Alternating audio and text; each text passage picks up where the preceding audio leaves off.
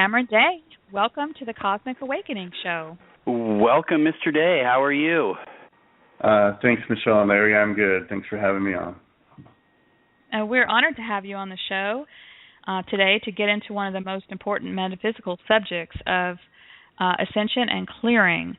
And I thought I'd go ahead and give your whole introduction to our audience for those who may not be familiar with your work. But I just wanted to start before we jump into your article, if there's anything that you needed to add to that. No, I think that sums it up pretty well. Okay, cool. So I wanted to jump into your article that we posted on IN5D from your website, Why I Am No Longer a Lightworker. The title is pretty controversial for those who have found themselves wanting to call themselves a light worker and wanting to be of service and wanting to be of the light and wanting to do, to do good things and to ascend and to make that shift in consciousness. And that's all very understandable.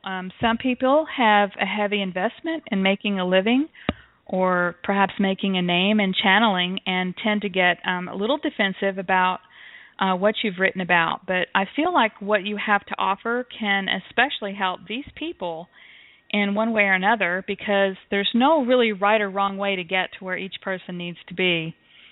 And I would like to discuss first the basis for the article, which will then lead us into the questions that Larry and I have for you. And basically, for a basis, I know that we have like an organic earth and an organic universe. And if you wouldn't mind explaining what this false light matrix is that has been added and what has infiltrated us to create this reality that we're currently experiencing. Sure, Michelle. So essentially, these beings that the Gnostics referred to as Archons, I renamed them ankle biters at a certain point several years ago with an article entitled Never Call Them Archons, because Archon means ruler, and I refuse to address them as such. So by calling them ankle biters, it gave them a healthy dose of disrespect, and that really sets the tone for declaring that you are sovereign to these beings. In other words, that they are not your rulers, they are not our masters, that they are simply what I consider astral parasites. That's usually what I call them these days, is just the parasites. Mm-hmm. So these beings exist on the astral realm, and they harness human psychic energy, human life force energy. They harness it, they drain it in a multitude of ways that we'll get into, and they utilize that energy for their own purposes. Now, in order to have a steady supply of that energy, they need human beings to be unaware of who and what they really are beyond the identity of their current incarnation. Because we all have a deep grounding, if you will, a deep foundational self that exists in this deeper reality that I call simply source reality. I also sometimes refer to it as the etheric realm. And I would like to just state that I consider the etheric realm and the astral realm to be two distinct realms that house very different types of beings. So the beings that tend to live in the astral realm, now not all of them, but a large amount of them, and the ones that are currently manipulating our planet and even solar system in order to elicit the energy harvesting effect on humans that they require to sustain themselves. These beings are extremely parasitic and what we would think of as psychopaths, in that they have no empathy, no emotion, no sense of care for any other beings besides themselves. They are also extremely hierarchical in their organizational structures. And they are master manipulators. They are probably the most adept deceivers in the universe. And so in order to continue the ongoing harvest of energy that they are benefiting from and have been for a very long time, they need to keep humans in a dualistic mode, where we feel as though we must pick sides in contrived, polarized battles. In other words, the battle itself is being fought between two factions that essentially work for the same team and for the same ultimate agenda. So we have then within this hierarchy of astral parasites a group that poses as what we would consider light beings. They pose as angels that do the bidding of God. There's a being that actually poses as God. The biblical Jehovah/Yahweh being, the ancient Gnostics understood that this being was an Archon, that he was a psychopathic, psychotic parasite that was impelling people to commit atrocities. So this hierarchical organization that they have set up with the Archangels, the angels, then supposedly ascended masters underneath them. Then, of course, you have the astral guides under that as well. They have an entire cadre of beings that have been institutionalized in a sense, that have been handed down through various religious traditions throughout the centuries and just kind of repackaged a little bit for the modern day, so that people are essentially given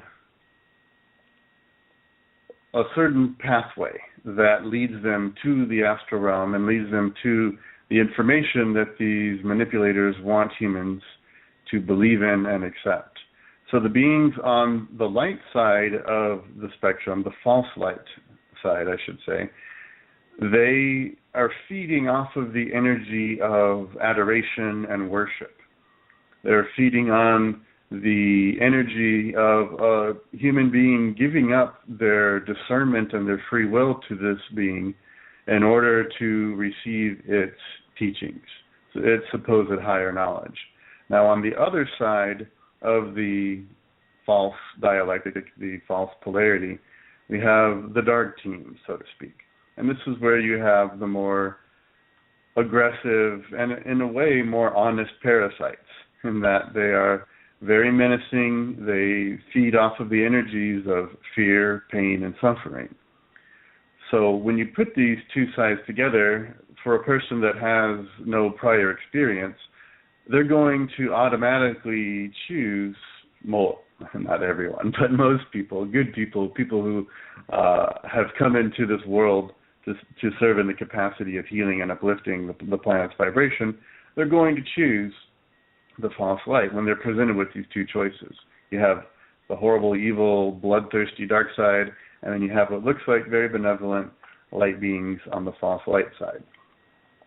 But once I finally cracked the deception and began revoking agreements that I had made with these beings, they revealed themselves as just as parasitic, ruthless, and mercenary as the dark side that they had been encouraging me to engage with in a very combative stance. And so light workers / light warriors are put into this category of engaging in battles on the astral level, usually in the dream time, that end up draining that person of vital energy. So the light worker, light warrior wakes up very tired after what should have been a restful, rejuvenating sleep. Right. So once I began, yeah, exactly. I think we've all been there. Yeah, I've been there, done that. Yeah, everyone who's still listening to this point who hasn't switched off probably can relate to that. Mm-hmm. So once I began unraveling these agreements and plumbing the depths of the deception, I was, well, quite honestly, shocked, somewhat dismayed, and faced with the decision: do I write about this? Do I talk about this? Or do I just sort of tell people who I think are ready to hear it? That's a tough decision. It was a tough decision, Michelle. Yeah, we had to do that too. We know exactly how you feel. Yeah, I expected a lot of negative pushback, And, of course, some of that is there, but there has also been a lot of positive response from people who had been questioning that something didn't quite seem right. They weren't quite sure what it was, but they knew something was wrong. They knew that the teachings of whatever channel that they were following weren't really bringing them to a better place. I've had many emails from women specifically who have encountered so-called ascended masters that have told them that they are their twin flame, and then engaged in essentially astral romance with them. At first, of course, the women fall for it, but after a while they realize they're getting more and more drained. They are not actually getting the promised rewards from this so-called twin flame relationship. And interestingly, from these emails, which I actually have kept these emails private simply because there's a lot of very personal details in there, but I've seen a pattern where women have had the same Saint Germain, for example, telling them that they're soulmates. Ashtar is another one that's claiming to be soulmates of various women and then engaging in a parasitic dynamic with them over time. So the conclusion that I came to was that my previous critique of the realm of channeling was that most good channels get hacked into and compromised over time. That was how I saw it before I pierced this layer of the deception. Then after really sitting with it and plumbing these depths, it came to the inescapable conclusion that the beings that are channeling prolifically, but not really teaching in a progressive way, new concepts that build on the previous concepts, but rather they seem to kind of go around more or less in circles. So there's a little progression, but then it kind of come back to the starting point, and then they go through it again and again and again. And so these looping patterns, to me, are very clear indications that the beings that are channeling aren't even, quote-unquote, dark side attacks, but that it's this entire false light astral parasite construct giving teachings that sound good at first, but that ultimately lead a person nowhere, or even worse, lead them down a path of what amounts to narcissistic selfishness. And in this, I'm referring specifically to the various law of attraction channels that tell people that they are, first of all, creating the entire sum total of their reality, which is false, and I'll come back to that later.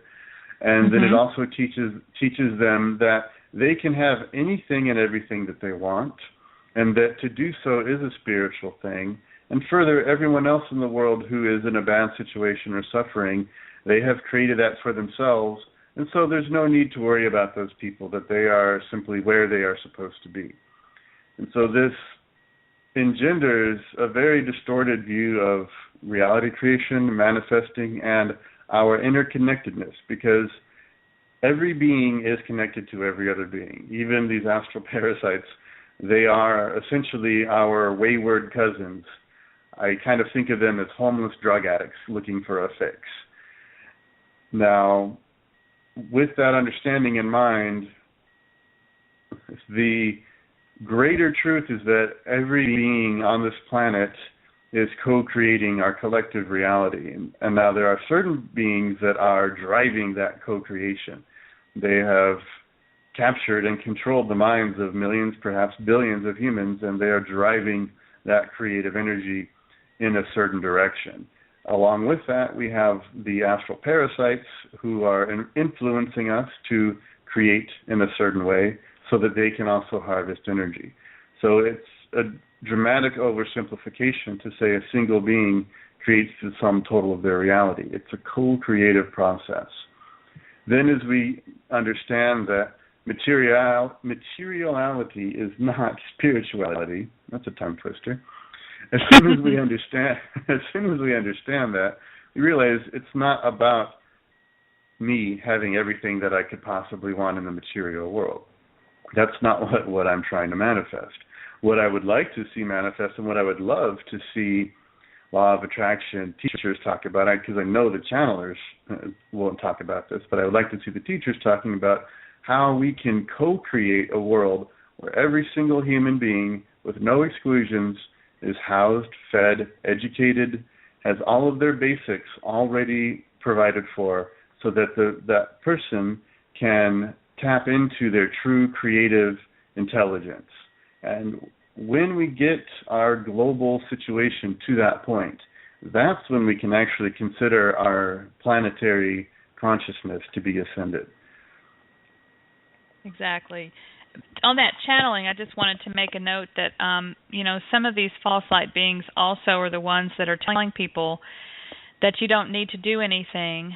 Basically, that ascension is right around the corner. They're here helping us with every step, and they like to give dates that bring false hope and disappointment. They like to feed off of that disappointment. But yet they're the ones that always seem to string people along, that give them complacency, that somebody or something is telling them that ascension is coming, and it makes for for people to sit around and rather than doing their work. And we're going to be talking about that work that should be done if someone is serious about having a cleared energy field to be able to raise into a higher consciousness. Absolutely. And I write about that in both of the articles, really, No Longer a Light Worker 1 and 2. But it is a very insidious trap that assures a person that everything is done, that inner work isn't even really necessary for them anymore, that an externally applied ascension force will be impressed upon them or handed to them. And all they have to do is sit back and wait, and everything is going to just work itself out. Now, the reason that is so dangerous is because, well, first of all, it's a massive lie. And second of all, if all of the beings who came to this planet to help shift the reality creation that is occurring here, if they all just sit back and do nothing, then we will not see that ascended state of consciousness where every being's true potential is allowed and encouraged to flourish. What we'll see is more of what we've had all along, which is hierarchical, authoritarian, patriarchal domination and suppression of consciousness, suppression of freedoms, ultimately ending up in some dystopic sci-fi type of a future. And no one wants to see that. No one listening right now wants to see that happen. Sure. No, and I would like to say to everybody who's listening out there, I went down the road. I went down that road. I remember very clearly George Kavasilis, one of my favorite people, went down that road. We had to learn, I think, by going down that road and being able to recognize it, to be able to do exactly what we're doing right now, which is to inform people of what it feels like and, how to learn how to discern, which is that very first time that you think, okay, something's got to be wrong here with this channeled material, and especially the ones that really start with dearly beloved, beautiful, beings, the really sweet, the therapy one. Sweet, laying it on really thick. Yes. Now, Greg wrote an article called Angels and Archons that we posted on In5D, and basically the word arch, A-R-C-H, is in the word archangel. I wanted to talk about archangels, and I wondered, are all archangels of the false light, or could there be a being from the other side of the demiurge, which is this false light matrix that we're talking about, that's kind of like a software program that's overlaid on the organic earth? Can there be beings from the other side of the demiurge in the true light that is just like mistaken as an archangel because people don't know the difference? Or are there such things as angels outside of the demiurge that are helping us? In a word, I'll say no, but I do need to qualify that. by stating that the beings that exist in what I consider source reality or the etheric realm, they are what we would think of as angelic, but they will never present themselves as greater than us. They will never present themselves as a hierarchical member of some pyramid. What they will do, though, is they will assist in the way that they can. They will suggest in the way that they can communicate with us. But they will only suggest. They will never command. They will never demand obedience or worship or anything like that. And so this concept of angels and archangels, it's an ancient Christian hierarchical concept that's just been brought forward into what I call the New Age movement. This concept has been brought forward and essentially repackaged in a somewhat new agey way so that they can essentially entrap as many disillusioned Christians and Catholics and people that are leaving whatever mainstream religious tradition behind, that they can be then absorbed into the New Age movement with familiar faces, familiar names, familiar trappings of angels and archangels.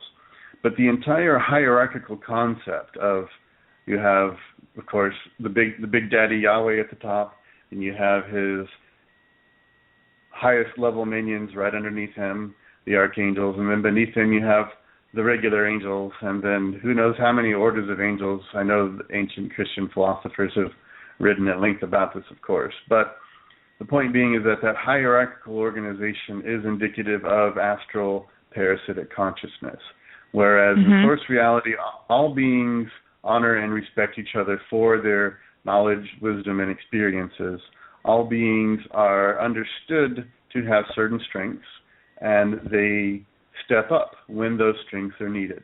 So a lot of the beings that are here on Earth right now, and some of which are listening to the show, we came here from source reality in order to break apart this astral matrix of illusion and smallness. That's one of the biggest ways that they keep people trapped, is they make them feel small and insignificant and completely worthless, really, in the eyes of the archontic astral parasitic God that poses as the creator, when he is simply one creative being that seized an opportunity to do something that hadn't been previously done in the exploration of creativity and conscious expansion, is that him and his group saw an opportunity to utilize their free will to take away the free will of others, and to get those beings whose free will has been usurped to actually agree to that usurpation of their free will. So it's an insidious concept that no one had really thought of before that. Now, this is ancient history in terms of the universe. It's been going on for quite some time, but there had been a lot of universal history before that as well, and no one was doing that, because generally all beings who have source consciousness understand that we are all interconnected. And so to harm another being is to harm yourself. And smart, sane beings don't do that. But these beings were bored. They had simply run out of things to try. So they tried something new, and they've been running with it ever since. Yeah, they have. And, you had said before that the raw material is 80% accurate, about 80% accurate, and the best disinformation out there, it basically contains a lot of truth, but then there's always that one hitch where they're trying to sway you a certain way. And I've felt myself listening to channeled material over about the last 4 years and taking the truth out and fitting it into my big puzzle, because I've learned, to whatever feels right at the time, which may change the next day or the next, because every moment we're creating our reality and learning and connecting with our higher selves and getting that new software upload that we'll talk about in a little while. But I do like to still listen to some of the channeled material, because it's interesting that they're working for the false light, but yet we're getting a little bit of information that can actually help us understand certain things. Those of us that are here to help other people and to help them understand, because it seems that even though all the answers are within us, we still like to look outside of ourselves sometimes just to get some guidance and to figure things out in our own life. So. Yeah. And that looking outside is really one of the major issues, and the channeling phenomenon very strongly encourages that, while paying lip service, of course, to the person using their own discernment. But what they're really setting up is essentially a narcotic effect, where the person coming back day in and day out to the channeled message feels a little bit of a high, a bit of comfort from the message. They do get a little bit of good information, and then there is the twist, that 20%. And so you'll find in most channels about an 80-20, where 80% of it sounds more or less reasonable. Once you've cut away the syrupy, sweet, dearly beloved stuff, when you get down to the facts, you see a lot of good facts, and then you see that little 20% distortion of complete distortions, or even the facts being just twisted a little bit so as to divert someone away from deeper questioning, divert them away from really going inside to truly go within and free themselves from all of these outside influences, all of the programming and belief systems that have been installed into their subconscious mind. All of that is generally discouraged, and the passivity of the externally imposed ascension is what is continually brought back. And so in the raw material, they have the same thing. They call it the harvest, right? Where humans will supposedly be harvested up into a higher density. But if you really think about the term harvest, right? Well, these beings in the astral realm are very interested in harvesting humans and harvesting human energy specifically. So they actually put it out there in a pretty clear way. And I was actually tasked quite a while back to sit down and really read through that particular thing versus just kind of reading through highlight material, which is what I looked at in the past. When I actually read the thing through, I made it about a third of the way through, and to the point where I couldn't take it anymore because it was bothering me too heavily to even continue down that particular path. And of course, the thing is, all of the people that are channeling these beings have the best intents, and to me, that's one of the more tragic aspects of it. They want to do good. They want to bring through empowering information, and they are tuning their receivers to receive something wonderful, and they're given something that sounds quite wonderful, but once it's really delved into, when you plumb those depths, there's that 20% of, ooh, this is coming from an astral being that does not have my best interests in heart. Mm-hmm. Now, hey, Cameron, I had a question for you because I kind of consider myself to be a Pleiadian contactee, even though I don't channel. I consider most of my information coming from kind of a source telepathy standpoint. What I wanted to ask you was, though, about Barbara Marciniak. One, have you had a chance to read both of her books, Bringers of the Dawn and Earth, the Living Library? And what is your overall take on Barbara Marciniak's material? I read Bringers of the Dawn back in the 90s. I liked it at the time. I haven't really gone back to it, so I can't give you a categorical, my truly informed opinion. When I think back at the content of Bringers of the Dawn, there's kind of was a bit of a mix. There was definitely some great information in there.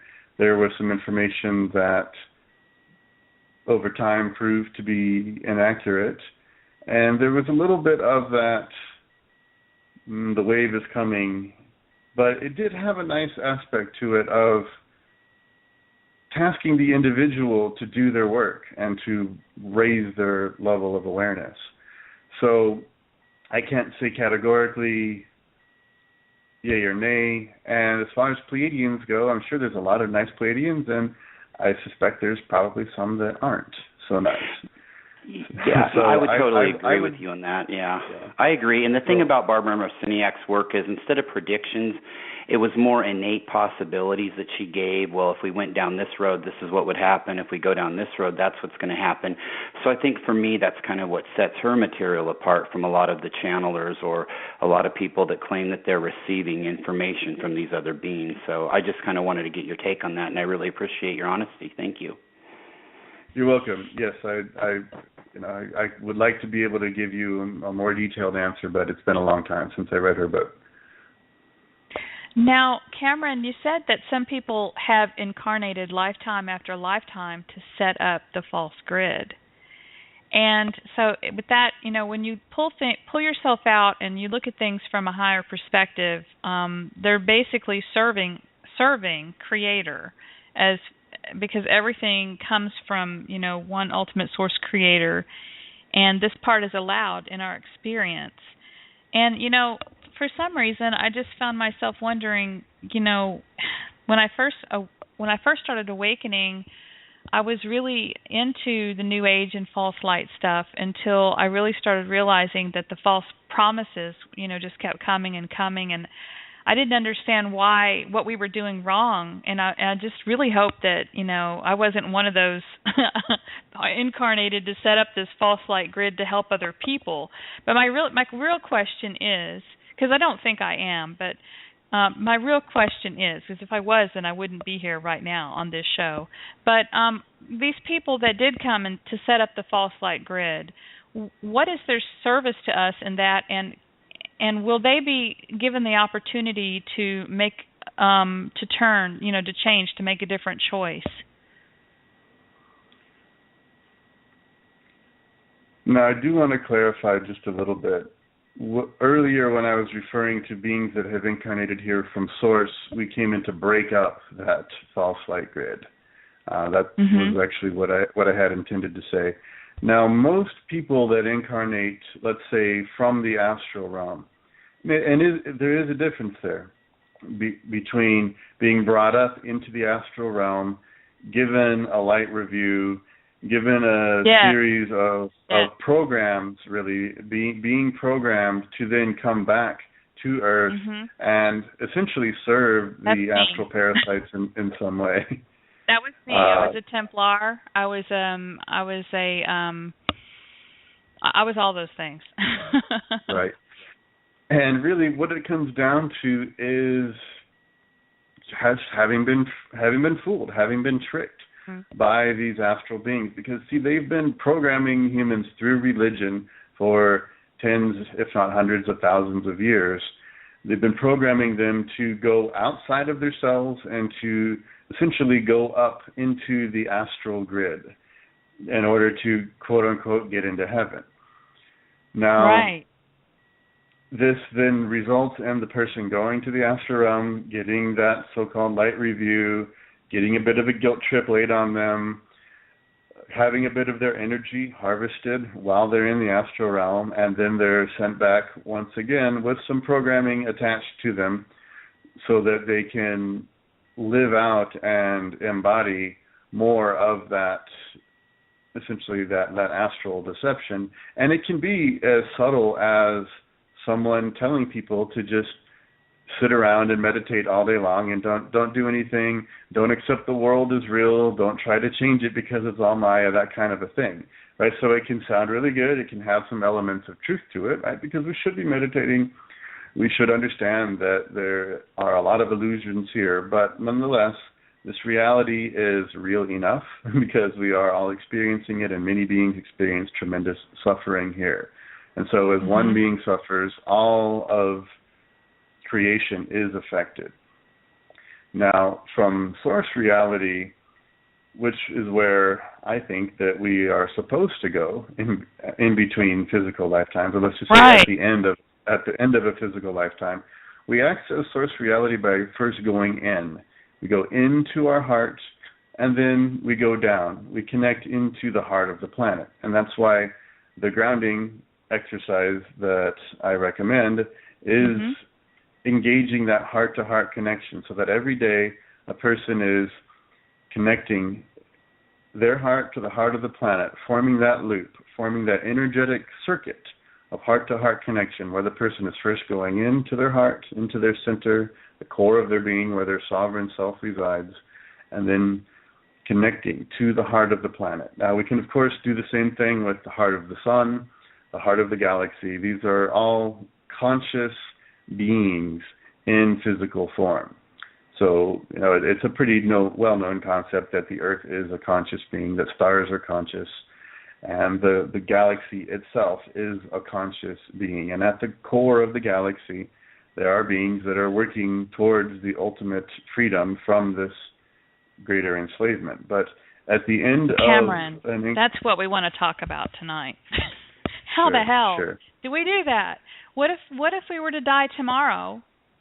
And of course, we know from your article, from Greg's articles, from George, from John Lash, from a lot of people now that have confirmed, they could be waiting for you at the end of the tunnel in the light as a loved one, as that Star Trek clip will show, as a guide, or and of course it feels familiar because you've been there over and over and over again. So instead of going, first of all, do you go into the tunnel?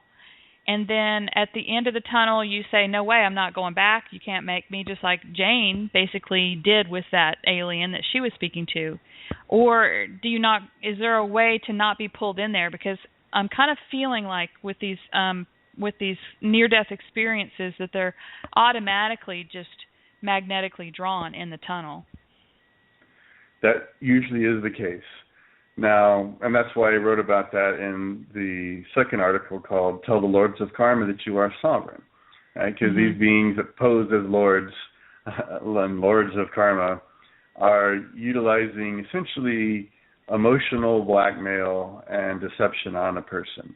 So most people who simply believe the religious programming that heaven is outside of them, that they have to more or less beg God for forgiveness and clemency to be allowed into heaven, these people are easy picking to be just drawn up into that astral realm. So a good amount of clearing is needed, and deprogramming the mind from these false religious concepts. And really, you do that religion now. You just do that now, and you won't be... You do that now. You raise your vibration in this lifetime. If you were to happen to pass before you're able to, have your DNA codons activated and heal your body and live for 4,000 years, if you happen to pass before that, basically your vibrational level won't allow you to be sucked in there. Is that right? It's a little more complicated than that, I think. But basically, so basically it starts with clearing out the religious belief systems, clearing out all astral programming that says that the individual is small and worthless, that heaven and the angels are outside of them and above them, waiting to judge them, or whatever other religious concepts keep a person bound to the astral realm. So to clear those out is the first step. And again, that heart-to-heart connection of connecting one's heart to the heart of the planet, so that when the body does perish, that person simply goes within to their heart and then connects to the heart of the planet. And through that portal, either the portal within their own heart or within the heart of the planet, they will simply step right into the true source reality. And they'll bypass the entire astral tunnel and all of the shenanigans that come after that. So Cameron, I just had a quick comment. So these religious programs that a lot of us have within us, and a lot of people will say, well, I don't subscribe to any religion, I don't do any of that, but these religious programs really are so deep-rooted in our mind that sometimes we don't even realize that we're going along that route. You know what I mean? It just seems like so many people have yet to clear that out of their out of their system, and it still plays into decisions that they make. And also I wanted to make a comment about, like, I know that I've heard Robert Morningsky talk about people having these near-death experiences, and he's always advocating that people turn away from that light if they can remember to and go the other direction and take their place among the stars. And I just wanted to throw those comments in there and see what you thought about that. Yes, and that advice, I think, is coming from the same place as what I just mentioned. It's just that I think it's a little safer to simply go within, connect into the heart, and then just go down into the planetary core. Now, again, that's what religious programming is, trip people up. They tell people that hell is underground, right? That hell is inside of the earth. Mm-hmm. Mm-hmm. And there is some astral shenanigans going on in the upper layer of the planetary crust, but when you get past that and into the core, when you access the planetary core, it's very different. It's just such a beautiful, loving being, this planet, that has so patiently tolerated the insanity that has been inflicted upon humanity, because she understands that it's coming from external programming, and that human nature in and of itself is not what's being expressed here. And so that connection, that heart-to-heart connection, your heart to the heart of the planet, by engaging that on a daily basis, it prepares a person for that shedding of the mortal coil, so to speak, that releasing of the body, to simply allow them to step right out from this reality and into source reality, and completely bypass the entire astral realm. Now, can that be done by going out into the stars? I'm sure it can. It's just that there is a bit of a net around this planet at the astral level. So to pass through that net can be done, absolutely. But you just got to find the hole. But you may garner some unwanted attention, and you could get snagged. So I just feel that it's a more direct and safer route to go within and go down to the core of the planet. Yes, and we did make contracts, even though we made them under duress and we made them out of our supposed free will because we were deceived. We still made contracts that need to be addressed. We have to peel the layers back and address those contracts. And I'm going to talk about contract revocation, your 7 steps, a little bit after we finish talking about this wonderful topic. I have one question here. Is there a false 5th dimensional Earth that the harvest is trying to lure people into? Is that all part of the hierarchy of the heavens? And, they set up all the heavens. They set up the dimensions of the astral realm and the heavenly realms, where they send you to go after you go to the light. And we write about this in all the articles that I've mentioned. But after you go to the light, they, sometimes give you a rest period. Sometimes they go ahead and, you decide, I shouldn't have done that to such and such. I feel so bad. I'm going to go back and rectify that. And they can send you right back so they can go ahead and start feeding off of you. But sometimes they send you off to the heavenly realms to take a little rest. Mm-hmm. But did they create a false 5th dimensional realm or something that looks like Earth that they're trying to harvest and lure people into? I do think so, yes. I have encountered these astral planes that seem very nice. They're very Earth-like. There's a very peaceful, serene type of a setting there, and the souls there are essentially on vacation. and having, like you said, a bit of a rest period. They do have to check in with their quote unquote angelic handlers from time to time. Officer? Yeah, exactly. to make sure. And in fact, one time I was parole officer. I was in that particular realm, and I looked at what was at first an angel, and then saw that underneath that angel exterior was what we would essentially consider a winged demon type being. And I was like, ooh, I gotta get out of this place. So yeah, those are the guards of the open air prison, so to speak, in the astral realm. And yeah, they'll let a person have a bit of a rest, especially if that person has really pledge their dedication to the so-called heavenly hierarchy. And so they give them a little taste of heaven, right? Because that's, of course, the Christian teaching is that you get one shot and then you either make it or break it, you go to heaven or hell, right?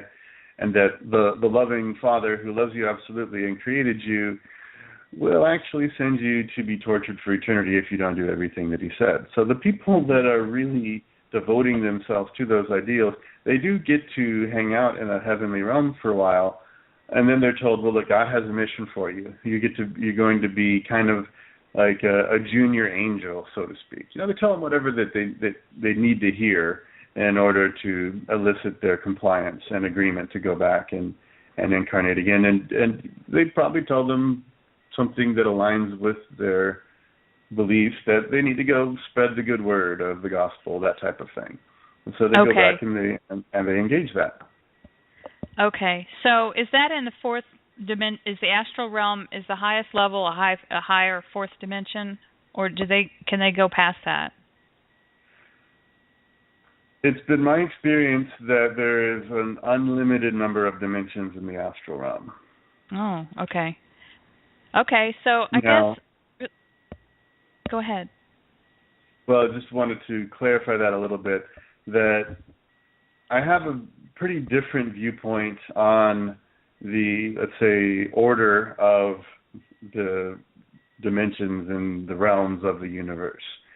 And I see source reality as being at the foundation of everything. That when we have been building realities on top, essentially, of that foundation. Now, this is a somewhat crude metaphor, and I do want to stress that this is more of a map rather than the actual territory, right? The map is not the territory, of course.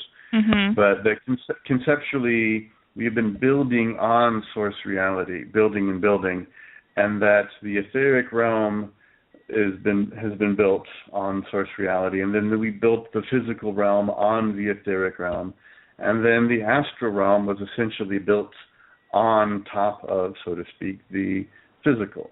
And then it is spiraled up and up and up from there into umpteen dimensions that house all of these beings that are enjoying this particular power trip, because, again, once upon a time it was something new. Now it's just something old and worn out, and everyone's really tired of it, and it's time to shut it down.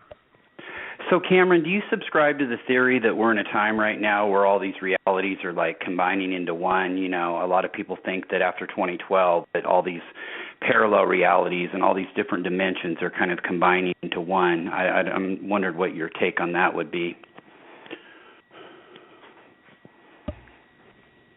Well, my observation is that the astral realm is being deflated. And that is having an interesting collapsing effect. Yeah, it can't happen soon enough for me. Now, yeah, really. It isn't going to happen super fast in terms of human time. As I mentioned, this has been going on a long time in terms of years. So that's another reason why I think it's very important that we access our inner sovereign self. Now, I have in the past called it the higher self, but to me, the higher self is only higher because we haven't embodied our true sovereign core. So a big part of our energy actually floats outside of the body and generally above it. Sometimes it's off to the side a little bit or whatever, but generally that unintegrated self is floating above the person. So we pull that in right away. That's step one in self-clearing. We pull ourselves back together, so to speak, and we begin to then go into the core of our being and understand that we are a much more ancient and really eternal being. And so with that foundation in eternity, it helps us to be a bit more patient about the process as it goes on. Now, of course, I have plenty of impatience here in my human personality, but I'm also looking at the big picture, the long-term picture, and I do see a pathway to getting to that point of ascended consciousness on the planet. And a big part of it does involve that collapsing of those astral realms so that it cannot house the beings and the technologies the automatons, the artificial intelligences, the various tools that they use for that enslavement, that has to be collapsed. It has to be emptied out so that humanity can essentially act from their own inner guidance. Most people are acting from external programming, and that is the main shift that has to happen. Now, as far as parallel realities and parallel Earths, I'm not sure. I've seen the occasional parallel thing here and there, and it does certainly seem to have just as much reality as this one. But that's not my area of most expertise or experience. Well, thank you. And Cameron, we did have a quick question from the chat room. Somebody wanted to know what is causing the astral realm to deflate, and does this have anything to do with the rising Schumann resonance? The deflation is being done by a large amount of beings who are actively working to erase the astral constructs that have been developed and the actual dimensions or densities or realms within the astral realm. We have to empty it, and it has to be done by sovereign beings.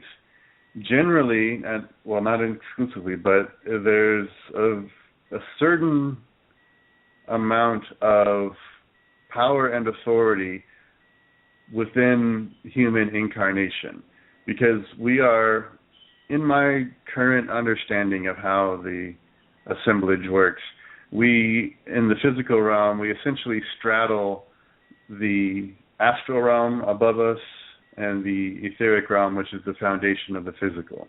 So when we stand in our own power, when we stand in the power of our sovereign self that exists in source reality, we can say to the astral, no. We can simply tell them, no, you are not going to do this. You are not going to get away with this. I'm not going to be subservient to you. I am not going to be your slave. I'm not going to allow you to manipulate me. I'm going to erase. I'm going to dissolve and disintegrate all of your constructs, all of your tools and your weapons and your implants. I'm going to leave you standing there completely disarmed. And at that point, then you have a choice, astral being. I'm talking to an imaginary astral being right now. And so you have a choice. You can come back to the core of the galaxy, where you will experience a rehab program, basically. They will go through rehabilitation. They will be gradually cleared and restored to a place of sanity, to where they can actually be then brought back to the deeper reality and closer to the source realm, back at least into the etheric realm, and become one of the family again. Because right now they're trying to pretend like they're not connected to us. They're trying to pretend like they're not related to us. They're trying to pretend like they can be as separated from source as they possibly can. And to me, the astral realm is the most separated from source realm that there is. Okay. So basically, Cameron, when we stand in our own power, we are infinite power. And that's basically what you're saying is in every now moment you find yourself in, stand in your power no matter what you're doing, if I'm hearing you right. Yes. And, and that power can be wielded in very delicate ways. That power can illuminate our minds to have greater understanding and sympathy for a person who is in a bad place. Many of these beings in the astral realm, like I said, I consider them like homeless drug addicts who have lost their way, and in a sense, they've lost their minds. They've gone quite crazy. So I do have a measure of compassion for them. However, I won't take any crap from them either. So when we stand in that power, we can very gently say to any being, whether it's a person or an astral being, I see who you are, I care for you, but I will not be manipulated by you. I will not be your slave. I would like to help you to improve yourself should you choose to do so. That's a great answer. And, I really dig in everything that you have to say, and I'm just so excited that you're here. And I have a very important question, I think, that a lot of our listeners would like to know is a lot of people have said that basically you need a physical body in order to raise your vibration and exit this reality. And is that so? And if so, what's going to happen to those people in the astral realm that have not incarnated as the astral realm gets diminished? Right. So, in my comprehension of the universal order, and by the way, I don't claim to know everything, and I certainly have room to grow, room to know more. I know enough to know that there's a tremendous amount to know, I've experienced enough of it to have a decent idea of it. But I just want to put that out there that I'm not coming from some like wannabe guru, all-knowing kind of BS. I'm just picking your brain. And I probably have a lot more difficult questions than you thought that I would be telling you, but I'm telling you, I think a lot of our listeners are at this level where these are the questions that they would ask. Sure, absolutely. And so you don't need a body to go back to source reality. Good. I honestly think that this notion of moving into a quote-unquote higher dimension has come from the astral realm as a way to divert people from tending to the physical earthly garden that we live in. This beautiful, abundant planet that is so amazingly rich with life force energy. Just life abounds here. I mean, even in the desert regions, right? Life manages to find a way to survive. This planet is just truly amazing. And it needs tending to. We need to tend to it. We need to see ourselves as stewards of the planet, as shepherds, if you will. So the beings, if a person dies and they can simply go back to source reality, then they've evaded the astral trap. They've made it, so to speak. It's not something that's far outside of us. It's not some incredibly difficult path or a ladder that must be climbed and where a person has to go through 100 different initiation processes to get to some seemingly unattainable goal. All of that to me is astral manipulation. So the beings that are in the astral, as we drain that swamp, so to speak, we will be bringing those beings into the galactic core where they will go through that rehabilitation process. And they will experience one of the many foundational parameters that's been put into play, which is the law of reflection, and that what you put out, you must take a good, hard look at. You get back what you put out. Not that there's a punishment involved, but that the being needs to be accountable and to hold themselves accountable for what they have done, to look at all of the crimes that they have committed and to say, I'm terribly sorry. I promise I will never do that again. And I truly am going to dedicate myself to my own healing so that I can ensure that these types of crimes are never committed again in our reality. And so as they go through that difficult process of seeing their own reflections, really looking in the mirror and not just seeing a face, but rather seeing the entirety of the damage that they have inflicted on other beings in order to feed themselves. That's really what it boils down to. They're hungry. They're just trying to eat, right? But nonetheless, we don't want them to eat us, and that's really what it comes down to. So they need to see that, and they need to go through that rehabilitation process. So they will be brought into the galactic core as they're ready. I do offer all of these beings whenever they come into my space. I offer them what I call the galactic vacuum, which is like a big tube of light that comes from the galactic core, and it will vacuum them into it. It will bring them to where they need to go. So I offer them that vacuum. Usually they will either run away from it or go into it. That's the two options usually. Now, if they're extremely persistent and they're committed to a very intense psychic attack, then if I'm having a difficult time dissolving and disintegrating all of their projections, then I will actually push them into the vacuum, and they will go towards the category of the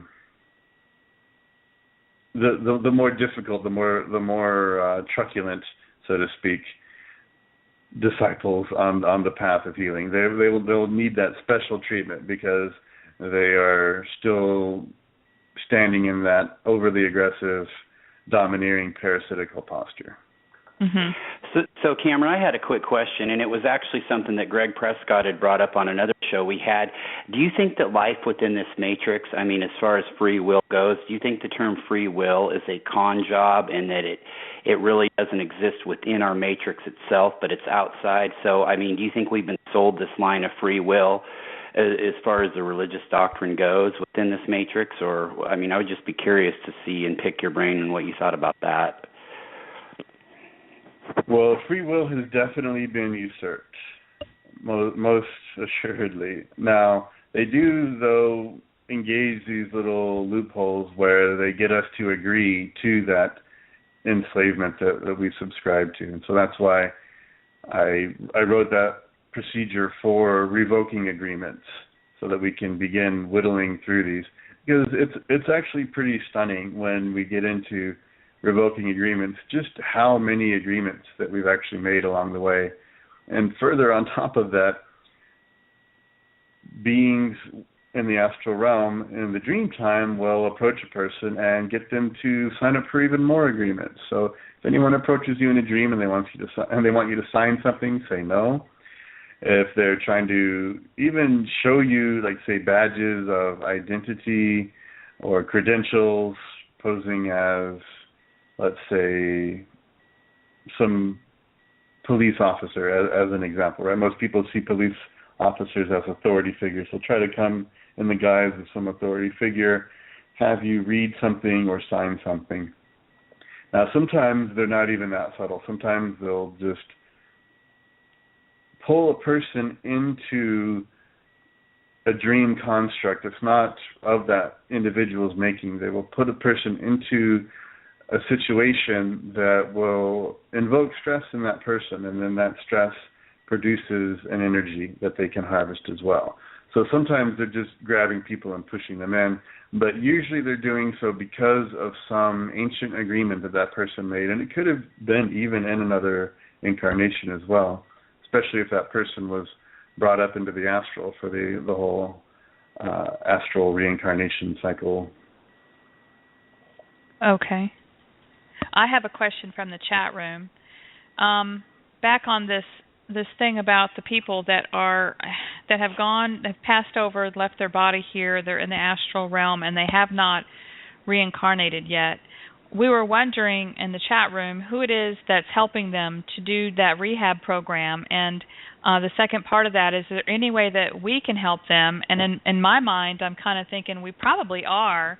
When we're asleep, that's probably part of some of our work, but I wanted to get that answered from you, what you thought. Sure, and so it's all of the beings that are in source reality, in that etheric realm. They are working with these beings to bring them from the astral to go through their rehabilitation process so that they can then come back into the etheric realm. Perfect. That's great news. Great news. Let's see. I had a second part of a question here. I wanted to talk about your wonderful meditation you have. It's a show on your website, www.ascensionhelp.com. It's under the button called Podcasts and Radio Archives. It's a meditation at the end of the podcast called Embodying and Grounding Our Higher Self. That's the name of the show. Now, this meditation that you have, I've actually been doing this meditation for a couple of years now, not only with the intention of clearing and grounding to the planet, but also to my higher self. But I've always used this intention to anchor the energies that are coming in from the center of the cosmos coming to us, basically outside of the demiurge, helping us to raise our vibration and change what we call our software program. The question I have is about the chakras, because I've been using this. I've been using this meditation that you're talking about, envisioning connecting each chakra with the planet, coming back up from the planet, receiving that energy, coming back up through these chakras, going to the higher self, back down into your heart. And I never really had done it, though, envisioning each chakra. I just envisioned the energy flow within my body. Now, on chakras, I know George Kavassilis has explained that he basically got rid of his chakra system. And because it's part of the false light matrix that has been imposed on us, kind of like all the dimensions and everything. And whereas I believe that part of it, that, the chakra system is in us, and that's how they can siphon some of our energies. But I was just wondering if we are basically flipping this around by using the chakras as a tool in order to ground to the earth and in order to clear those chakras and be able to run our energy. Or what is your take on the chakra system? Sure. So in the past, I'd worked with the chakras because that was what was done, right? That was kind of the norm. In around 2010, 2011, I began actually working with what I consider the more authentic organic energy centers, which I call simply the three brains. And that's the brain in the head, in the heart, and in the stomach. I call that the belly brain. And to me, these three organic energy centers are far more powerful than any of the chakras ever were. And at a certain point, I did actually jettison the chakras. I haven't written about that simply because I think George does a really good job talking about it. And it's not something that someone should just jump into. They shouldn't just go, oh well, chakras are bad. Well, I'm ripping mine out right now, because that will not be a very pleasant experience. What I do recommend is working with your three brains, head, heart, and belly, working with those energy centers. Now, I do have a level 2 of the self-clearing system, like you mentioned, the level 1 with the 6 major steps. That's all free. Level 2 does have a nominal fee. But in that level 2, I do go through a process of engaging the three brains, tying them together, unifying that energy flow from them so that the communication between the three brains can begin to flow better. See, most people tend to live very much in their heads only, and they're very disconnected, especially from that belly brain. They'll have focus on the heart center, but often the belly brain gets ignored, much to our detriment. So to work with all three brains is very important, as well as also to make sure that on a physical level that we're putting in the right things so that our small intestine is happy. Especially, to me, the small intestine is like the frontal lobe of the belly brain. That's the part that handles the majority of the complex tasks. So we want to feed that the right things and avoid certain substances that tend to be inflammatory, like grains for the most part. Exactly. Or organic rice tends to be okay for most people. Now, I don't want to get distracted too much by that, but I just wanted to throw that out there as a little tip for loving your belly brain, is to make sure that you're feeding it the right foods. So I'm sorry, I have to interrupt because that is so wild. That was one of my questions, if we had time, that really pertained to myself, and I love bread. Okay, I'm just going to come out and I'm confessing to the world. I love bread. Sure. Now, I use a bread with no high fructose corn syrup, but that does not mean that it doesn't have GMO grains in it. And I know that. I bless my bread. I raise my vibration other ways. And basically, my body likes bread. And what I was wondering, since you asked it, we'll just throw it in here and then we'll pick it back up. Is that part of do you think that's part of my programming in this matrix system that I need to undo, is programming the brain to tell the body that it wants bread, because I listen to my body and I eat what my body asks me to feed it? I know that's a funny question. That is very a serious funny to me. question. So, yeah, well, basically, I have recovered from a bread addiction myself. I was raised on bread. I was raised on wheat, and I was very resistant to the idea that wheat and grains could be having a detrimental effect. This was several years ago when I even first encountered that information and was quite resistant to it. And my body kept saying, yeah, feed me bread, feed me bread. Well, as I got off of bread, as I got off of the grains, like I mentioned, I do still eat organic rice, but as I made that transition off, well, the first thing I noticed was inflammation in my small intestine, and I said, "What's going on?" Right? I took the inflammatory things away, and the message that I got from the belly brain was that the grains themselves have a certain narcotic effect, a certain pain-killing effect, so that even though they're damaging the small intestine, they're also numbing out the pain that would normally be there from that type of damage. So when you take it away, now that actual damage is being felt. So I said, okay, duly noted. Little out there, I think, for some people, but I actually saw a doctor recently giving a presentation on gluten, and he kind of obliquely mentioned that, although he didn't really get into it. So I think that doctors in science will eventually bring that out as well. Now, I do, though, want to stress that you should be very clear and grounded in your decision to cut grains out of the diet, to essentially cut out all of the big grains. Like I said, organic rice seems to be okay for most people unless they have a lot of intestine damage. But before you make that decision, you want to be very clear about shifting your lifestyle, and that way shifting your food choices. And you also want to be embarking on an intestinal healing protocol, I would recommend even before you disengage the grains, so that you're getting some healing going in the small intestine first.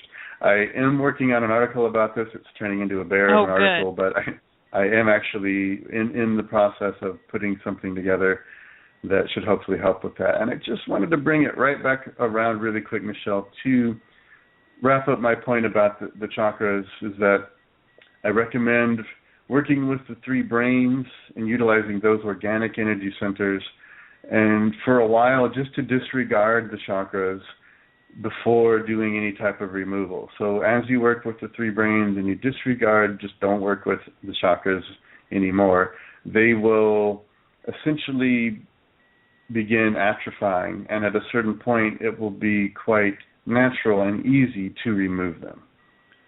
Yes.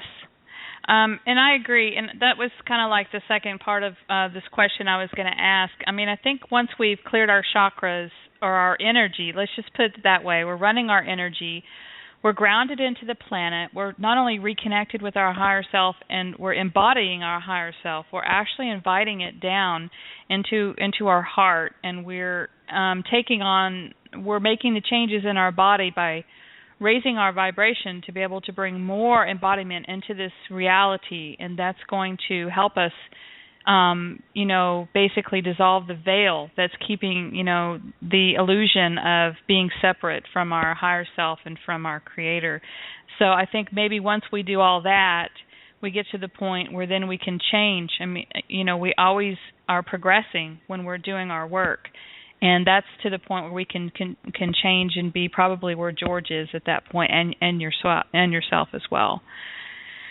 So thank you very much. And another reason I really had to bring up that point about the grains is because obviously, my higher self is telling me to question it a little bit, but I do have a very personal experience, and that is my son's father died last year suddenly, and he did have what they call a leaky gut syndrome, which the first thing that came to my mind automatically was the GMO grains. I mean, he was a heavy beer drinker and he didn't eat right, and he liked bread and all those wonderful things. And of course, there was an exit time for him, and I know all about what his history was here, whether it was, invoked by false contracts or not.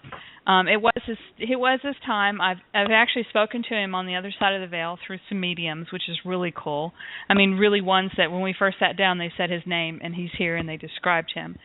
So he did say it was his time to go, but I don't want to choose that. I don't want to choose that as my exit point if it's time to go. Where you have this, what they call leaky gut syndrome, it does really bore a hole in your gut. We also store a lot of our emotions in our gut, and definitely I've been working on clearing out my what you call gut, the linings. The lining of your gut will hold on to those toxins that you've eaten to protect your body from it. And so, these methods of clearing out your gut are very good advice, and I appreciate you going into that. I really look forward to that article. I would like to get into the contract revocation part of this program if you want to. I have written down basically 7 steps if you need me to read them. Otherwise, if you'd like to talk about the part about doing contract revocation, basically getting out of the duality paradigm and revoking agreements and what to do afterwards, I would really appreciate that for our listeners. Sure. So really a contract revocation is a form of energy clearing. There is an energy around that agreement that has been made. Now, that agreement itself can also have copies and reinstatement clauses, so all of those things need to be addressed. So really, the first thing I would recommend is get into clearing work. Like I said, level 1 of self-clearing is totally free. Level 2 is a nominal fee. Work with that a bit, and once you're comfortable with that, and you've noticed, okay, this thing keeps happening. It doesn't really feel like it's authentic. It doesn't feel like it's me. I feel like there's agreements here around this. Then you basically start with normal energy clearing procedures, which is to get grounded to the Earth core. I do also recommend connecting to the Galactic core. I find that a very helpful and supportive energy in a group of beings there. You expand yourself. You bring in ahead of time a galactic vacuum. Just have it handy. Have it waiting on standby. Mm-hmm. And then you call up the agreement. So, for example, if a person has series of agreements related to religious belief that they are worthless in the eyes of God. That's a big one. A lot of people have that. And that they have agreed to partake in that belief. I mean, basically, that's what a belief system is we agree to believe a thing that someone else has told us. So we call up all of those agreements related to that particular thing. You call them up on all timelines, in all dimensions, densities, levels, realms, and realities, anywhere where the agreement or the copies may have been hidden. You call up all of the reinstatement clauses, the backups and copies of the agreements, any counterparty copies of those agreements. It's kind of funny in a way that it's mirroring a lot of what we see in our law system here on Earth. That there are counterparties to those agreements. These are the beings that are profiting from that agreement. And you state, essentially, from the authority of my sovereign self, I'm declaring all of these agreements null and void. I'm completely revoking these agreements and any and all of the counterparty copies, the reinstatement clauses, backups, mirrors, duplicates, everything previously named. So that's where you start, and then you declare again from your sovereign core, I reclaim all of my energy that has gone into these agreements, and you pull that energy back, you reclaim that energy. Now again, on level 1, there is a whole process for reclaiming energy, as well as in level 2. So you'll have practice. We're not just kind of throwing you out with a couple of outlines here. So you reclaim that energy, and then you send all of the agreements into that galactic vacuum so that it will be taken to the galactic core where they'll be dissolved and disintegrated after having been briefly analyzed for their content. Because yes, we are unraveling what these astral parasites are doing. We examine all of their machinations so that we can devise counters to them. So you vacuum all of the stuff up into the galactic core. Same thing with any counterparty copies of those agreements. Those get called up and then sent into the vacuum. And at that point, you may experience beings trying to impress their supposed authority on you. They could claim to be just about anything: angels, guides, masters, even the so-called lords of karma. And essentially, you want to just tell those beings right off the bat, I am sovereign and you do not own me. You're all being served notice here that I forbid you from ever affecting my energy again. And that if you try to violate my sovereign space, that I will essentially force you into that galactic vacuum, where you'll have to go through rehabilitation and you'll have to directly face everything that you've done. And I also tell them, look, you're going to have to do it eventually. Your time is running out. Your party is winding down. Might as well do it now.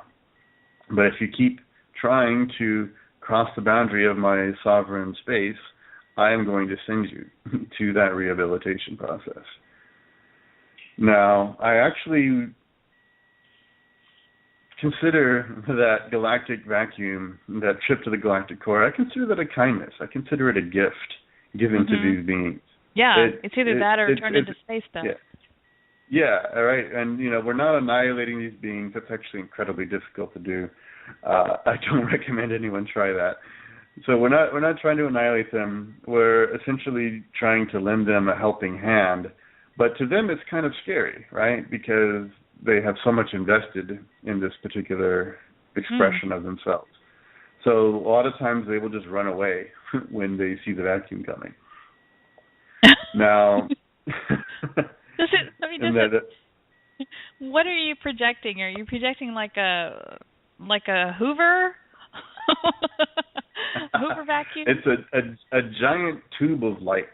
A tube of light. A giant tube of light. Said that. Yeah, that extends out from the galactic core and just vacuums up everything in its path, basically.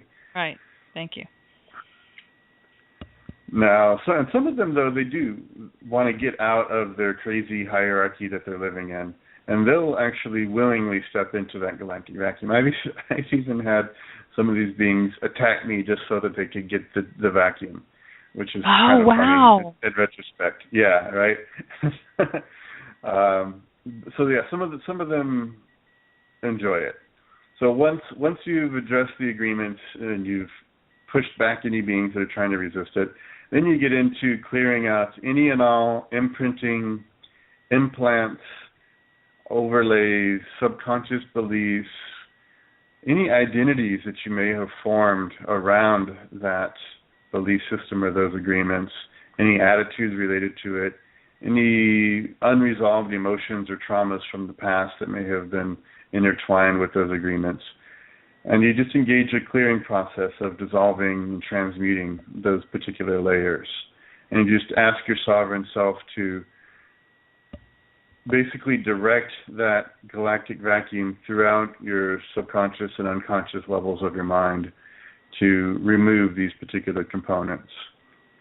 And then at that point, after the clearing has been completed, you want to then expand the light of your sovereign self, expand your inner being to upload more of the real you that exists as an eternal being in source reality. You exist there, you always have, you always will, regardless of how far out you've gone into the astral and come. Eventually you will get back there. So you expand that light of your true self that fills in the space, essentially, that has been cleared out. And then you can also ask for the restoration of the original agreement that you made in source reality with the source itself to come into this realm and carry that source light. Now, that original agreement is often covered up by many, many, many, many layers of false agreements. But somewhere in there's that original decision that was made to come here and to help, to be one of the so-called boots on the ground, to borrow a terrible military term, but to actually be incarnated, to be here in a body and to engage this process. So you can re-engage that original agreement. And ultimately, all of this, at that point, it's a matter of integrating. You're now integrating more of yourself that you've just uploaded, and you just allow that integration to occur. But the key point that all of this relies on is engaging your willpower, engaging your sovereign will, engaging it even with a bit of forcefulness. If a lot of these beings, they're so disconnected from reality, they're so disconnected from the truth of our interconnectedness that oftentimes they don't even understand why we're upset that they're parasiting off of us, if you can imagine that. Mm-hmm. Because wow, to them, because they don't know. They've been doing it for so long, right? I mean, look, if a cow suddenly told you, you better quit eating me and my people, or we're going to take some action. Right. It's a very good analogy. We would be like, wait, you can talk? No, we would actually we would stop and we would pause and we would go, okay, well, maybe we can work something out. Maybe when it's like, you're about to die of natural causes or something, we could do that. But there would be some negotiation going on, right? We wouldn't just say, whatever, cow, bam, and shoot him in the head. We would have a dialogue. Well, these beings have lost the ability to really negotiate and dialogue and understand. So they don't respond to very much other than force. They understand force really well. They're definitely clear on that regard. So you have to use a little bit of force of will. Okay. Just real quick, I want to open up in a few minutes for any questions. We don't have anybody in the queue right now. The number is 646-716-8890 if you'd like to ask Cameron a question, or if you just have a comment about what we're talking about. We'll do that we'll take one or two questions. We only have about 15 minutes left in our show. Did you cover basically reclaiming your energy, Cameron? Did we get that far? Yes. After you, that was one of the things. And I know I went through that really quick, and I do apologize to the listeners, but I encourage you to go to ascensionhelp.com, go to the blog, and you can just type in the search box, just type in the word Lightworker, and both of those articles will come up. No longer Lightworker 1 and 2. They're quite long because this doesn't exactly lend itself to short, snappy articles. But I would imagine that anybody who's already listened this far, that if they read those articles, they will get quite a bit out of them. Thank you. Now, before I go into my next question, Larry, did you want to bring in the question we had from the chat room? Yes, I did. I'm actually, I had that right here, and I'm scrolling up looking for it right now. Okay. Bear with me. I know we're live on air, but bear with me just a second here. I'm looking for it right now, and the browser's not letting me go up that far. Mine either. I can't remember. Yeah. That's the thing about being in the now is you can't. I'll go ahead and ask this question while you look it up. Yeah. Cameron, I think one of the questions that we all have as we struggle with this reality that we perceive, how can we basically be ascending and still live in this 3D world as we watch ourselves begin to become part of the polarity of the extreme of being, of a high vibration, and we also have to exist in the extreme polarity of being in the densest place right now that we can imagine. We want to basically remove ourselves from the system and stop feeding them with our energy as far as the financial system that they've set up, working as slaves, paying taxes, and basically until we see the changes manifest in our reality, how do we deal with this? Does this just start going away in your own world as you bring in your higher self, or what kind of advice do you have on that? There's a lot of things that we can do. Excuse me, but to start with, look for ways that you can begin withdrawing from the system. So as an example, start buying things used if you can. Start buying food from farmers at farmers markets. Buy your food from an organic co-op. Grow some food. That's a wonderful thing that you can do, which is very grounding, very therapeutic to grow some of your own food. Barter with people if at all possible, if at all convenient to do so. Begin to do things that are unleashing your creative energies. Do the creative ideas that you've had, engage those ideas, and do it just for the sake of the creation itself. You don't need a reason, you don't need necessarily a profit motive. Obviously, if you have a job that prohibits that, don't do it while you're at work, but in your spare time, engage in your creativity. I like to say that creativity does not need a purpose other than itself. And that's because creativity is often ground out of beings in this matrix. They don't like creativity because if we're putting creative energy into something, that's actually a little bit less energy that's available to the astral parasites as well. So create and share. Give what you can give, but also don't give so much that you compromise yourself.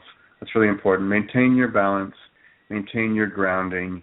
Get your feet on the ground as much as you can, at least once a day. Get your bare feet on the ground. Now, if you're living in a city in an apartment way up off of the ground, you can still do grounding exercises. You can energetically ground yourself, but make sure to also get that physical conduit, that physical contact going of feet on the ground or hands touching the ground. And then do your grounding exercise there as well. And really the key is don't believe anything. Stop believing what stop believing what people tell you, because everyone else is just repeating what someone else has repeated to them, and it's just really a chain of beliefs that's been handed down.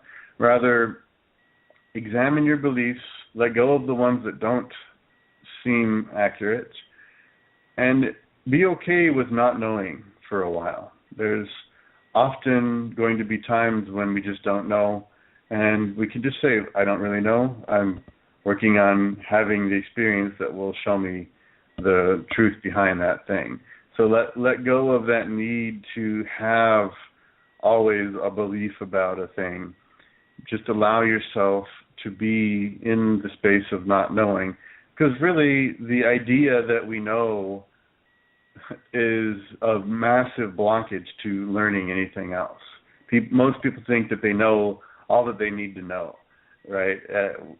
Depending on what the subject is, you'll get that kind of thing from a lot of people because it's trained into us. So just let that go and recognize that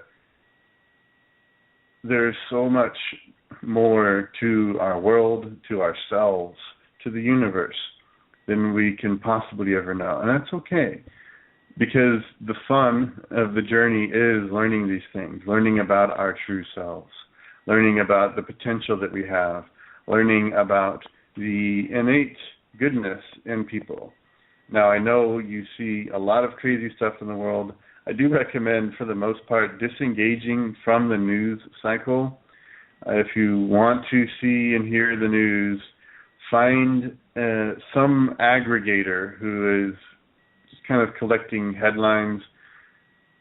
Skim the headlines and then switch off that site and take a few moments to just contemplate the idea that the majority of what's there is either lies or spin on actual events designed to evoke a certain fear-based mindset in you. So basically, stop believing in the news as well. I know that maybe sounds a little out there, right? Like, how could they be lying to us? But there's videos on the internet of CNN faking news correspondents that were supposedly in Iraq during the original Iraq invasion in the 90s. then they were completely faking the news back then in the 90s, and that trend has continued to this day. They've just gotten better at it. So tune out the manipulations. I would also recommend disengage from pre-packaged entertainments, meaning pre-packaged creativity, where someone else's creative idea has been completely embodied in a visual audio presentation, a movie or a TV show, and then that is fed into your consciousness, and then that goes and is stored in your subconscious mind. So external creativity that's just fed to us actually kind of clogs up our own creative energy, kind of blocks our own creative energy. So tune that out and do something creative instead.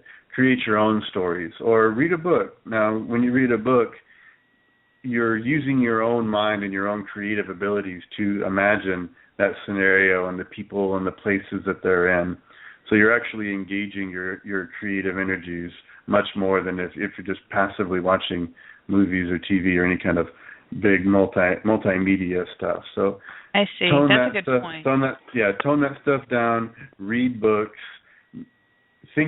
Just contemplate. Just relax. Take time to just do nothing. Now that's actually a big thing that a lot of people have a really hard time with. They don't have seemingly enough time in their life to just relax and do nothing. They'll tell you, well, I can't meditate. And I tell them, well, then don't meditate, but just sit there and don't do anything. Just relax yourself. Let your mind let your mind wander even. That's fine for a while, right? But then after a bit, you should be able to kind of let the thoughts go at least for a couple of seconds. Just relax enough to just let everything go for a little bit. It only takes 20 or 30 minutes, and then you can get back to whatever else it is that you need to do. But for a little while, let everything go, even if that's just before bed, right? Switch off the computer a little bit early. Go to your bed and just sit in bed for a while and just do nothing until you're sleepy enough to lie down. And of course, when you're going to sleep, also make sure that you have stated, and I do this every night, I am sovereign and I do not permit any beings to interfere with my dream state, and I will respond accordingly to any incursions into my sovereign space. So you set your sovereign boundaries at all times, including when you go to sleep. That's very important. People receive a lot of programming in the dream state, so you want to be proactive about taking a stand against any attempts to do that. Great. And hey, Cameron, real quick, we have a question from the chat room. Somebody wanted to know if you had any recommendations to expose and or defeat the extra interdimensional beings that seem to be pulling the strings of their service to self-minions that currently are running the prison planet. So to expose the minions themselves? Yes, or to defeat them, expose them. Yeah, that was kind of the gist of the question. Sure. Just recognize that the minions rule based on human ignorance. They rely on our unwillingness to put the time and energy in penetrating their deceptions. So I would say, first of all, penetrate those deceptions and then tell people, tell your friends, but only tell them as much as they can tolerate. Because most people who are living the lie, living the matrix in, I want to say intoxication, right? They're drunk on the matrix in a sense. They don't want to get sobered up, right? They want to keep living that ignorant, blissful state. They think that their ignorance is bliss. So just be mindful of how much you can reveal to these people, and maybe start with something that, if they don't already know, they probably should know. Start them off with some 9/11 stuff. Show them, look, there's no way these airplanes caused these buildings to turn into dust. There's clearly were explosives. There's all kinds of videos showing windows being blown out as the explosives went off. I mean, there's just a ton of info there. We just had a show on that on 9/11. Sure, yeah. So start them off on that. 9/11 was essentially these manipulators shooting themselves in the foot. I mean, they accomplished a lot as a result of it, but it also snapped a lot of people out of their slumber because, I mean, well, I can't say the exact reaction I had. I was talking to a friend at the time, but to paraphrase it, I basically said, "Holy cow! There's no way that those two airplanes caused both of those buildings to collapse in basically the same manner into dust. This is cow poop." Right. That's a good way to put it. Thank you. Yeah, so that was my reaction, much obviously more intense than that. And a lot of other people had that, you know, a lot of people didn't want to go there in their minds, so they kind of went along with the story. But most people know on some level that was a major F up. Deception. Yeah, a major deception. Yeah. And so you can start them off with that and then maybe help them see other deceptions. You know, talk to them. You know, vaccines are also a nice entry point for a lot of people into the truth. Show them the vaccine deception. Show them the information about the damage the vaccine has been doing to children, the skyrocketing autism rates. Maybe talk to them about food. Maybe food is the way to get them interested, right? Talk to them about what's good for the gut, what's bad for the gut. You know, but be a little careful on that one because the gluten addiction is very strong, and you may get some unwanted pushback on that one.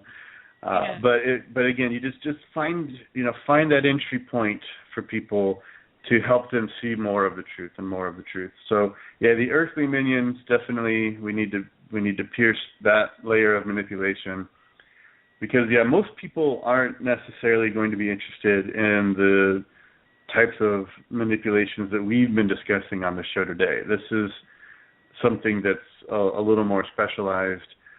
So for a lot of people out there, you need to tackle something that is more physical minion related. Here, and on that note, Michelle, I think we've got a very special caller on the line. I think it might even be our very own Greg Prescott, webmaster and creator of IN5D. Hi, Cameron, Michelle, and Larry. Hey, boss, what's up? Nothing. Hi, Greg. First of all, hi, Dave. Hi, Cameron. Hi, Greg. First of all, I want to tell you all how much I'm enjoying this show. The time's gone by quickly. And also, Cameron, thank you for sharing your article with us on IN5D.com. Oh, you're very welcome. I'm glad you've enjoyed it. Definitely. Now, in the intro, Michelle mentioned that your higher self basically guided you to help awaken others. So how do you differentiate contacting your higher self versus contacting you or listening to your spirit guides or angels? Sure. So your higher self, or what I really call the sovereign self, it comes up from inside of you. It's a kind of a knowingness that you have to either acknowledge or put some effort into pushing back down again. It's something that you can't necessarily ignore. You can, but you shouldn't. It's the kind of thing that you have to really put effort into ignoring. So the sovereign self communicates also in feelings, in symbolic interpretations, and it's more subtle. It's not necessarily something that's smacking a person on the head, but it's a subtle urge that comes up from inside, and it will keep kind of bubbling up from within. That's probably the best way I can really describe that. Versus that would make sense because the guy will be more exterior. Right. Yeah. Versus contact from astral beings will feel more like an idea inserted into your head. Okay. Another quick question. During the near-death experience, many people have reported seeing benevolent angels. Are these angels really, really benevolent, or are they basically demons in disguise? And I'll let you answer this one. I'll go off the line right now and just listen. But thank you once again for taking my call.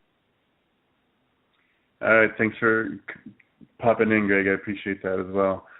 So, yeah, I consider these beings posers. They're parasites posing as angels. That they've set up this entire religious idea. They've indoctrinated generations upon generations to believe in the idea of a hierarchical organization with very wrathful, punishing God at the top, and then angelic minions and hierarchical layers underneath that. So to me, they are consummate actors. They are probably the best deceivers in the universe. So we just have to be really super discerning and not just believe a being. Don't take them at face value. Really question them. Really make sure that their intent is coming from the right place. And observe how you feel in contact with these beings. Because if you're feeling spaced out and loopy and ungrounded, that's a sign that a person is getting that astral narcotic effect that I mentioned before. It shouldn't feel like a narcotic effect. It should feel expansive but grounded. It should feel empowering and enlivening. You should feel in every sector of your body, in all three of your brains, you should feel this true, loving, benevolent, underlying motive for your own good. Not to, as opposed to the astral beings, they are often using people. They're often putting people in situations where they have to somehow give up something or compromise something. They have to do some mission, for example, right? That's the light worker paradigm that I had abandoned.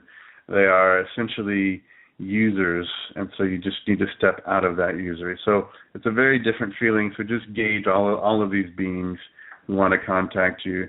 And if you're not sure, just tell them all, you know what? I'm not taking any calls right now. I just want to be left alone for a while. I did that for months. I just was not listening to any beings at all. I just said, you know, everybody leave me alone, not taking any calls.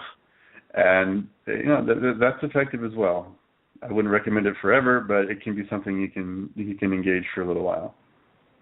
Great. Well, thank you so much for the question, Greg. I appreciate that. And basically, we're getting to the end of our show, and I just wanted to make a point here. The Matrix has layers of multiple agreements that Cameron has written about in his articles. There's layers of beliefs also that hide the true self. Basically, when we are ascending, we are stripping these illusions. The main thing that we all need to embody is the fact that we are infinite expressions of the one source, and we are existing through our consciousness, and we're raising our consciousness, and doing this, stripping these layers. You've heard it's been called peeling back the layers of the onion before, but it takes work. And it's fun work because every time you do something, you feel it, and then you are opened up to a whole new level. It's almost like you have help, the people that are basically, not people, but beings that are helping you work through this. Maybe your higher self, maybe, other beings on the other side of the demiurge there that are just basically wouldn't let you have more than you can handle and don't really let you move past a certain point until you clear what you need to clear. So I just have felt that you've been a very important guest to have on our show because there are many people right now listening to false light teachings that are stating, ascension's on our doorstep. And while that may somewhat be true, it really starts from within and with the work that you do for yourself. This is an individual journey, and we all have energy to clear. And I want to thank you for sharing valuable information on our show. And for those who are interested in getting, sometimes we get to the point where we really need some professional help. I mean, we can really be screwed with so bad that it's just hard to come up for air and be able to think clearly. And so if they want a private clearing or healing session with you, can you explain a little bit briefly about what that entails and how to reach you for that? Sure. So I'll just go over that very briefly because the info is on my site in more detail. I do want to preface this by stating that my current schedule is booked out many months in advance. I'm actually, I think, booking in May right now, next year. Okay. So do bear that in mind. But there's a lot of free stuff. There's a lot of free stuff. There's a lot of free stuff. Start absolutely. There. Yeah. Maybe exactly. start there. Yeah. So start with the free stuff. Absolutely, because that will form the basis of the work that we'll do together. Right. And in one-on-one sessions, I will basically connect with you. I will talk about what's going on, and I will feel into the situation. I will get information and symbolic guidance from your sovereign self, and then we'll go in together and work on clearing what needs to be cleared, as well as uploading more of yourself. And we will simply go through the process together. I will also record it so that you can go through it again to deepen what was done. And essentially my goal with all my clients is to get everyone to they are confident with clearing themselves, that we've cleared together enough, and that they no longer need me. That's my ultimate goal with all of my clients. So, and they reach you through your website? Yes, so you can get to me from ascensionhelp.com. There's a contact form there. All of the self-clearing stuff is there as well. So, again, it's level 1 is entirely free. There's a lot of articles in the blog. Start with No Longer a Lightworker, and then maybe just go to the main page and work your way back. It would be my recommendation there. Okay, and you also have a quick website called geniusbrainpower.com, which is a brainwave entrainment website where you can work on perhaps deprogramming and reprogramming your brain. Is that correct? To an extent. The belief systems and... the brainwave entrainment is essentially to help a person achieve that deeper meditative state while remaining conscious. So that deeper theta state, for example, or even a delta state, while maintaining consciousness. And then there is also the other end of the brainwave spectrum, where you're entraining to higher frequencies so that you're stimulating your brain's hemispheres to work more efficiently together, to work more powerfully at those higher frequencies so that you can be more effective in your day-to-day environment. And then in the evening, you can come home and put on a meditative track, get into that deeper meditative state. Now, that in and of itself does not necessarily produce clearing. It can to an extent, but to really get into the clearing, it takes conscious effort and application of will on a regular basis. But Genius Brain Power is a very helpful package. I'm quite happy with it. Most people are quite happy with it. If for whatever reason the entrainment tones don't do their job for you, there are people whose brains simply don't respond to that type of entrainment. If that's the case, then I offer money back on that as well. So there's no risk to the individual on that one, and it's quite helpful. Okay. All right. Larry, are you still with us? Yeah, I'm still with you. Thank you, Cameron, for coming on, and I've really enjoyed listening to your flow and your calm, laid-back, yet all-knowing tone, and I really appreciate you coming on. Thank you so much. Thank you so much, sir. Very, very great information. You're very welcome. You're very welcome. I don't claim to be all-knowing, but, I figured a couple things out along the way, so I'd like to share that. Well, we certainly appreciate it. Thank you. I too, as you can tell, Larry and I are pretty laid back. I get a little excited sometimes, and sometimes I get on my soapbox and it just starts flowing through me. But I knew from listening to your interviews, you have radio shows. There's like maybe 6 or 7 of them that people can listen to further listen to your voice. I believe your voice has a very healing. It has some healing codes in it as well. And I want to thank you so much for joining us tonight. And I bid you a good evening and want to go ahead and let you get on with the rest of your business because I know how busy you are. Well, thank you both very much. It's been a great show. You've been wonderful hosts, and maybe we'll do it again in the future. Absolutely. Much love to thank you. Yeah. Okay, good night. Namaste. All right, good night. Take care.